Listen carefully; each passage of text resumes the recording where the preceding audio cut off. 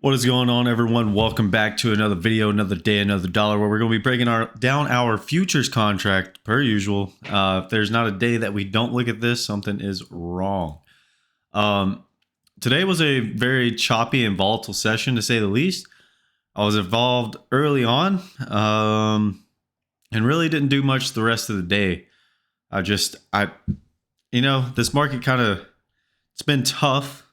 It gets a lot more difficult whenever you're in balance. But nonetheless, it has been very, very difficult market to trade at times. There are days like here that are pretty good days to trade. I mean, don't get me wrong, there have been nice days to trade, but whenever you have a market that looks like what today looked like, is a very difficult market to trade. But overall, we kind of ended up nowhere over the last 2 days. Yesterday, we went out with a double distribution day to the upside, pushed into our balance high at the time, right? We had a double distribution day yesterday, pushed into our balance high, which was up here at 66. So I guess technically balance rules would be in effect.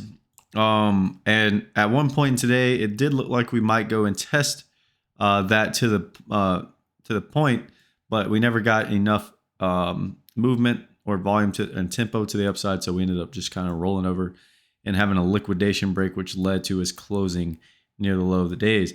But first, this morning we opened up in the upper distribution. I said in yesterday's video that we wanted to open up in the upper distribution if buyers wanted to have any hope of going and testing the balance high and having an outside week up. I also said that buyers wanted to close above 50.38, last week's high. If they could not, then they would fail at an outside week up, and the weekly would be balanced at that point for me. Even though we only took out last week's low by about a point, because we did not close above 38, I'm just going to say that the daily or the weekly is back to balance on just within a 2-week balance.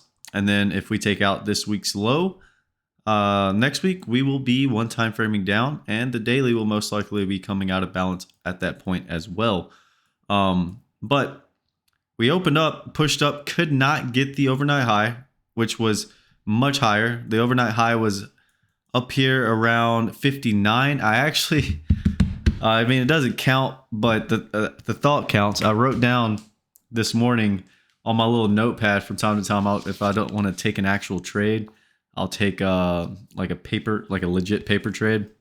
And this morning I said I was short 5 contracts at 56.50. So right around here when we were pushing up into this kind of resistance area where we consolidated and broke down from on that day we hit the all-time highs. So, and I knew it was balance high. So I wanted to take the short there, and I would have gotten out. I said, take profit 44. And we pulled back, and we would have gotten that, pretty good. Nonetheless, we did have our overnight lows set in around, what was our overnight low? Overnight low was right around 50.30. We opened up near that, opened up at 50.43, and then kind of just didn't really push up any higher, and then broke down and went and got the overnight low and ended up filling the set of single prints down below. I said, since they're small, it would not be much to lean on. They would most likely fill. The area that you would definitely want to try to get involved in was right around 50.25. But they kind of just liquidated down into the lower distribution, and B period even began to one-time frame down and took out the previous day's low. Not by much, which gave us an idea that maybe this was a look below and fell, where we, just kind of we literally took it out by a point. So we ticked down below it by a point and then shot back up. And then once we started to get back into the upper distribution, right? Remember, these were 2 different distributions here, right? So if I just kind of blanket here, this was if I can highlight, hello. This is the lower distribution because we had single prints. This is the upper distribution right in here. So once we pushed back up into that upper distribution, that's where I was kind of looking to get long. And I actually did get long right around 34s. I got long. Let me get rid of all this shit real quick. So once we pushed back up into that upper distribution, I was thinking maybe because this would potentially be a look below and fell, we rejected out of the lower distribution and stopped the one time framing down. Maybe the next few time frames will push towards the high of the day and take out our initial balance high was kind of my thought process. And then on the 144 simple moving at, or not the 144, but on the 1 minute chart, we started to push up above the 144 simple moving average and get around VWAP. So I was like, you know what? If we're going to have an outside week up, if we're going to have a look below and fell, if buyers really wanted to step their game up, this would be the time. So I got long in this area of consolidation here and was looking for a push up kind of like we had here. And I was going to take profits near the high of the day at 45, 46, and then look to see if we got the overnight high, which was higher. But ended up not even doing that. We pushed above the VWAP a few times, and I really wasn't liking the price action at the time. It was just kind of chopping, especially in deep here. It was just kind of chopping around C's high. We'd only taken it out by like a couple ticks and was just kind of chopping around that 37 area. And then once we kind of pulled back again and got back below the 144, I was like, you know what? I don't really like this trade. The better risk reward trade would definitely be to long again in that area of demand right down here whereas when I want to be long, where we probed from on that day on Wednesday. So I was looking to get long again down there. So I felt like that would have been the better risk reward. I didn't like that I was taking the trade with mixed market generated information. So I got out of the trade for basically break even. I think I made $15, but basically break even on the trade. And then immediately after I got out of the trade, this market started to push up and ended up hitting my target up here about 46, which was that first standard deviation. And it really would have worked out. So I just, sometimes if you're not comfortable, you got to be okay with missing out. I've had a good week and I didn't really want to give back any on the downside because I had my stop way below. I had my stop basically where C's low was at the time, which was 23.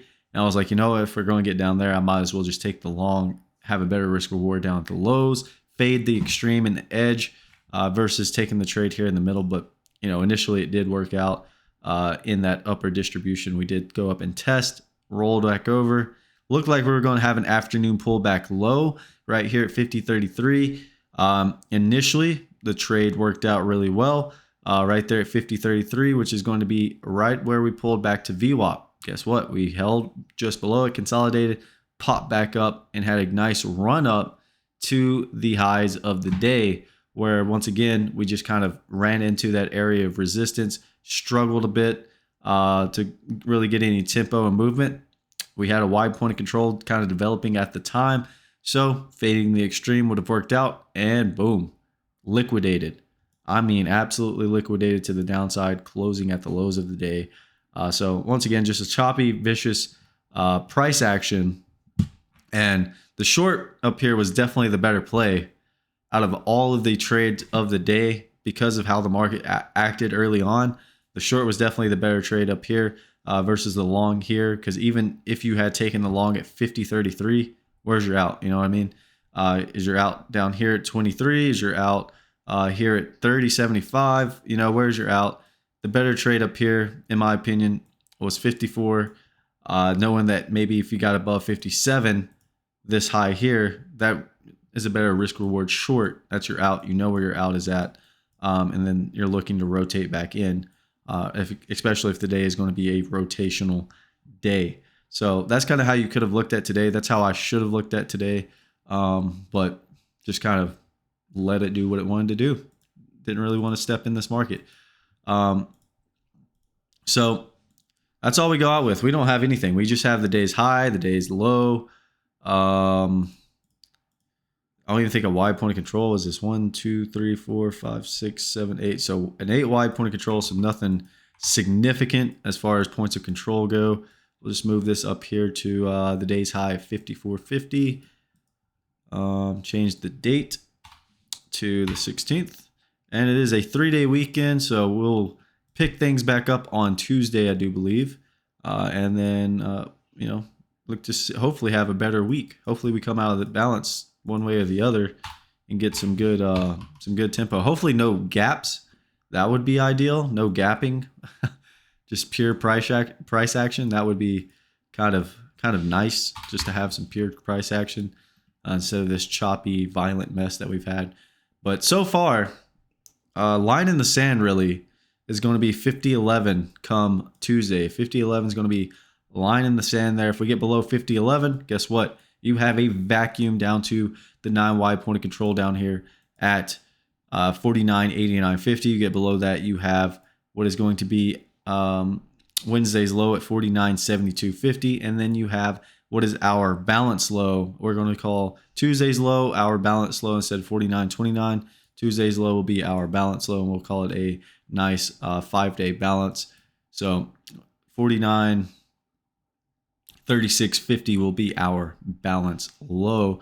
Weekly low as well. So if we get below that, we will be one time framing down on the weekly and on the daily. However, on the upside, we need to get above 50.34. That's going to be my line in the sand on the upside. We need to get back above 50.34. Okay. Think we get above there. Think we get above 50.34. We go 50.54, 50.66.50, and then continue to grind up into the 5100s level. But until then, we could continue to see a whole lot of chop within this range. So far, we have done what with the balance rules? We've done the first one, right? We got near balance high, and we have not really pushed through it. So what does that suggest? Well, if this is a true test of the balance high, then this market will roll over, hit all these downside destinations, and test the other end of the range and the balance, which is going to be down here at 49.36.50. If buyers want to get things moving, they need to get above this, break out of balance, and keep on trucking to the upside. Let's go ahead and look at the larger time frames and get you guys out of here. We'll start it off with the monthly. Monthly continues to one time frame up, looking very healthy. Okay, good extension above previous month's high, which is what you want to see as a buyer. Good extension above previous month's high. We are still one time framing up on the monthly until we take out a previous month's low. So if we close out this month of February near the highs or at the highs, and then next month, the month of March, we roll over and take out this month's low, then we'll be in a 3-month balance initially. However, not really looking for that. Buyers are still strong, even though it doesn't seem like it in the smaller time frames. Weekly, we are going to call it balance. We're going to call the weekly balance. So we're going to use this week's high and this week's low. This week's high, 50.66. Oh. Okay. Did not mean to place a trade there. Thank God it rejected. 50.66. What was it? 50.66.50 is our balance high. Our balance low is going to be this week's low of 36.50. 49.36.50.